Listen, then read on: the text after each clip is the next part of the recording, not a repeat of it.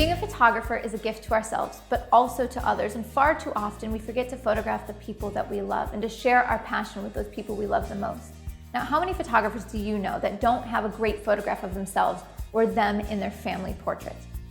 When photographing someone you love, these photos aren't about concept, they're not about depth of field, they're not about lighting, they're just about the subject and the emotion and the story behind these images.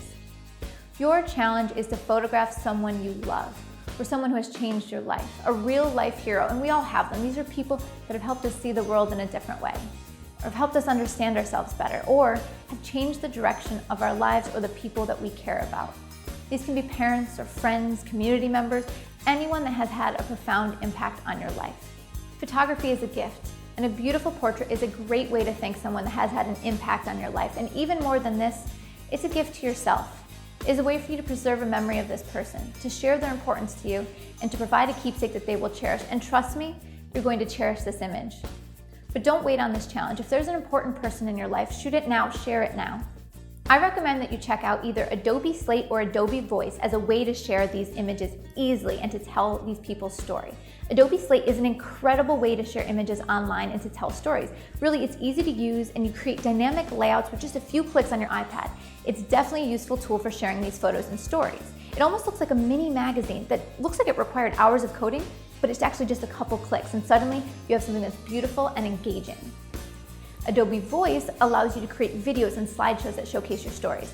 And you can have a voice of the person you love, that important person overlaying these images. It might be a great way to add an additional dimension to this challenge. I'd love to take a moment to talk about some of my experiences creating an image of a family member important to me.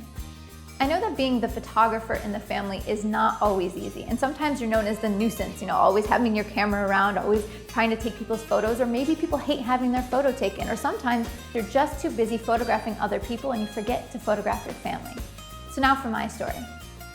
My grandma Rita was 83 years old when I photographed her, and she had always absolutely hated having her photo taken, and I mean hated.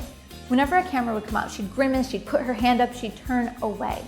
And I'm not really sure where her aversion to the camera came from. I never actually figured it out, and I never asked her. I feel like many women have a poor self-image, or they feel that a photograph would remind them of their shortcomings or something, and I never had a conversation with her about this, and I always wondered why she hated them so much.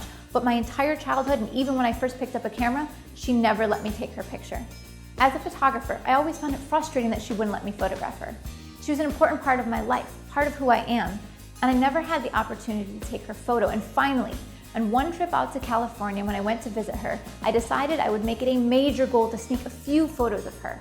She had entered her mid-80s, and I felt that it was imperative that if I was going to get a photo, it was going to be now.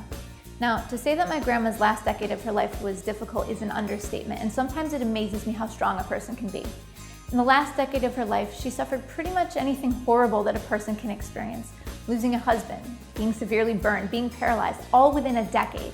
Yet somehow after all that, she still had a vivacious personality.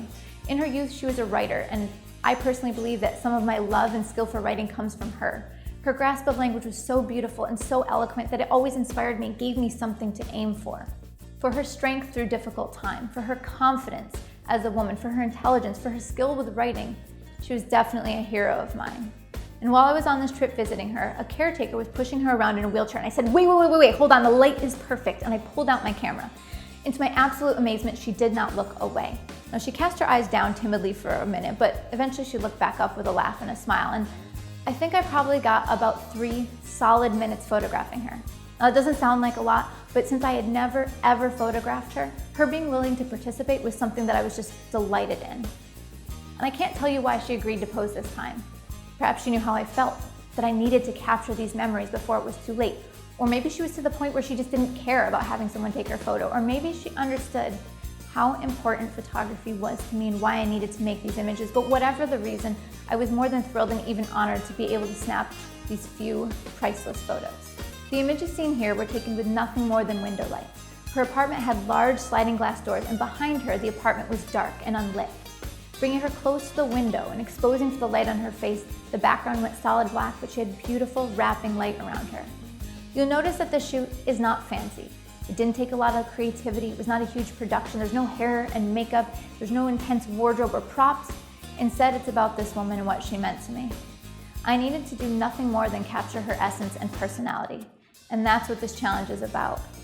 I only saw my grandma one more time after this trip, and her health and her state of mind had severely deteriorated, and had I waited to take this photo, she would not have had the same spark and life to her eyes, and these images became so important for our family upon her passing.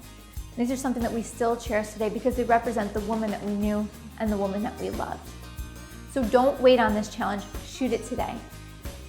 Once you capture the images and stories of the people you love, it's a gift for you to be able to share them. And here you can see this beautiful layout that I was able to create for my grandmother and my family using Adobe Slate.